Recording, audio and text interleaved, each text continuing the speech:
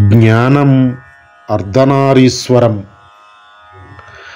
జ్ఞాన అనుభవం అయ్యే వరకు సాధకునికి నేతి వివేచన కొరకు జ్ఞాన భాగం అజ్ఞాన భాగం అని చెప్పవలసి ఉంటుంది.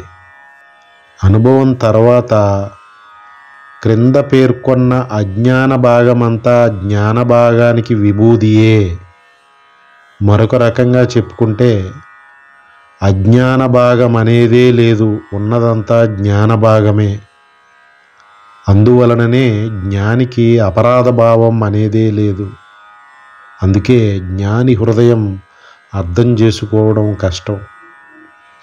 జ్ఞానంతో కారణభాగం, అజ్ఞానంతో కార్యభాగం. జ్ఞానంతో సచ్చిత్ భాగం, అజ్ఞానంతో అసత్ భాగం. జ్ఞానంతో దృక్ భాగం, అజ్ఞానంతో దృశ్య భాగం. జ్ఞానంతో ఈశ్వర భాగం, అజ్ఞానంతో జీవ జగత్ భాగం. జ్ఞానంతో అహం బ్రహ్మాస్మి భాగం, అజ్ఞానంతో అహం దేహాస్మి భాగం.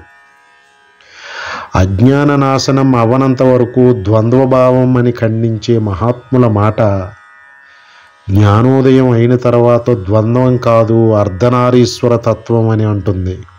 అంటే ఏది రెండుగా కనపడుతుందో అది అర్ధనారీశ్వర తత్వంతో ఒకటిగా గోచరమవుతుంది.